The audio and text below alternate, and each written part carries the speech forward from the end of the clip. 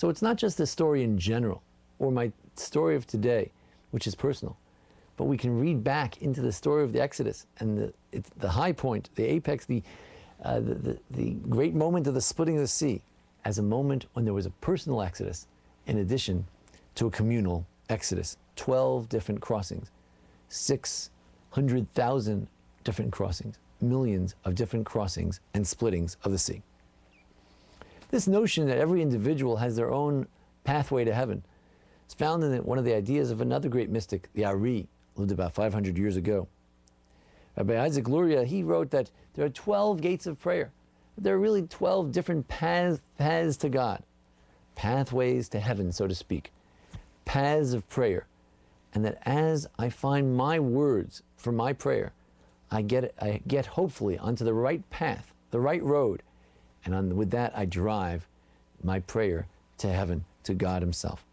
But you have to find it. You have to seek out your personal exodus, your personal pathway through the sea, your personal pathway against the tides of life, against the tides of my inner life, which sometimes runs against what I'm supposed to be doing, and my personal path of prayer. Later on in 1877, this Sfas Emes, this Ger Rebbe, this Rabbi Huda Aryeh Leib, Zatzal of blessed memory, sacred and righteous memory, he wrote that when we do think of ourselves in this way, when we have that image, as in the Mos Haggadah, you look and you see the mirror of yourself in the Haggadah, and you look at that reflection of yourself, and you see yourself as if you went out of Egypt, and you figure out what you need to get out of today, that would be your personal exodus. By reflecting back on that original exodus, the spirit of Geula is revived. The spirit of that moment, 2,000, 3,200, 400 years ago, in the Exodus, that moment is revived, it's rekindled. The light goes on again. And when that spirit is revived, the potential for a modern day Exodus, for me, individually, and for us collectively, is heightened. The rabbis say, B'Nisan nigalu, B'Nisan atidin ligel. We were redeemed in this month.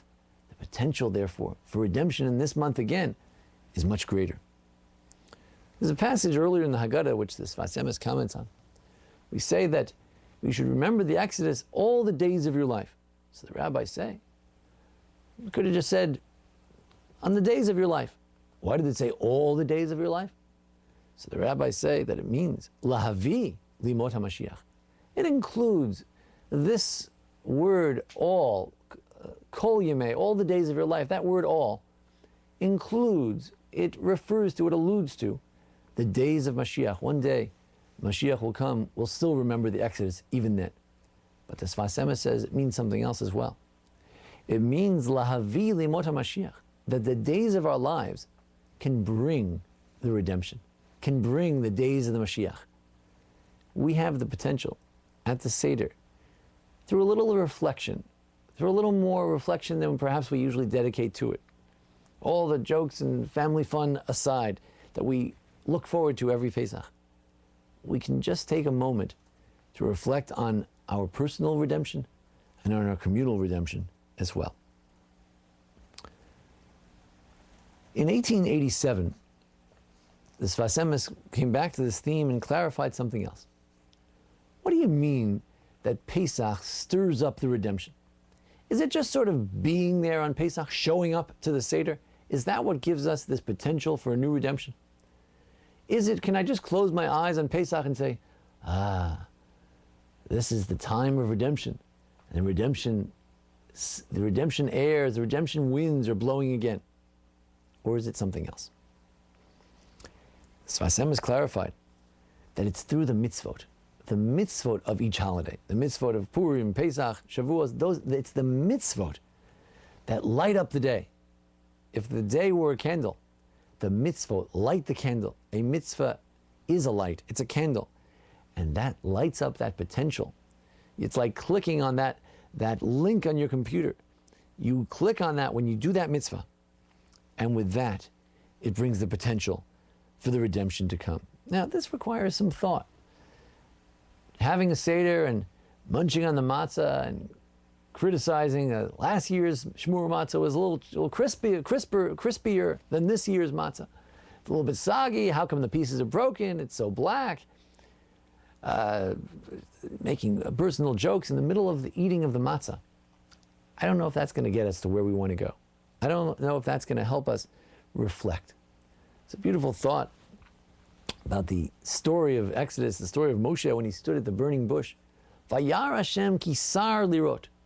When God saw that Moshe stopped, he turned to look at this burning bush, which was, after all, not the greatest miracle in the whole world. Oh, it was burning. It was burning. It wasn't burning. What difference does it make? But Moshe was a type of individual. He saw something different.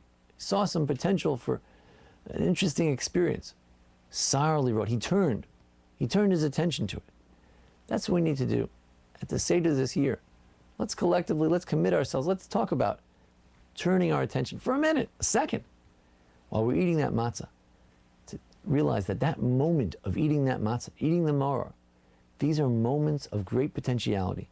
Not only teachable moments, but livable moments, moments that can light the redemption of old on fire and can make us think just for 1 second, what is my personal exodus that I need to be connecting to this year? Again, first I connect to the communal exodus experience. First I have to remember that I'm part of the Jewish people who went out of Egypt, who continue to get out of exile. Then I have to ask myself, what are my personal exoduses that I need to make? What are we redeemed from? We redeem from our personal excesses, our personal traits and habits that need redemption. Certain aspects of each one of our lives needs redemption. Whether it's from outside forces, whether it's from internal forces. Each one of us needs a redemption in some way. This image that chametz, that the Pesach is a redemption from the evil inclination, is reflected also, says the Sfas Emes, by the whole idea of chametz, bread, leavened bread. And on Pesach, we're not allowed to have the leavened bread, the chametz. But you know, we go to such extremes. We have to make sure that we clean our kitchens, we clean our bedrooms, and we clean the entire house. What is it about chametz that's so severe? Every single crumb has to be cleansed. Why the big deal? Why the big fuss? And the Sfas Emes says, what is chametz? Chametz is the haughtiness, the puffiness. Chametz is the excess. Chametz is that which we don't need. Chametz is the Yetzer Hara, it's the evil inclination. And it's a new year. According to Jewish tradition, there are 2 new years. One is Rosh Hashanah, the famous new year. Pesach is also a new year as well. It's the first of the holidays. It's a fresh start for the Jewish people. It's the springtime. At the spring of our battle, at the outset, the inception of our battle against the evil inclination, we can't fight half-heartedly. Now we have to go out to full battle. And that full battle means that even one morsel of chametz will not be acceptable. At this beginning of the battle, I can't start with half measures. At this beginning of my battle against that which I'm stuck in, that which in life needs changing, I can't begin with a compromised position. I have to have an all-out battle. As my father always says, you should live and be well. It's an all-out battle against chametz, because this is the beginning. And at the beginning, there can be no compromise, no yielding. I have to set my goals real high. Because later I could always fall down later. But now, not even one morsel of chametz will be tolerated.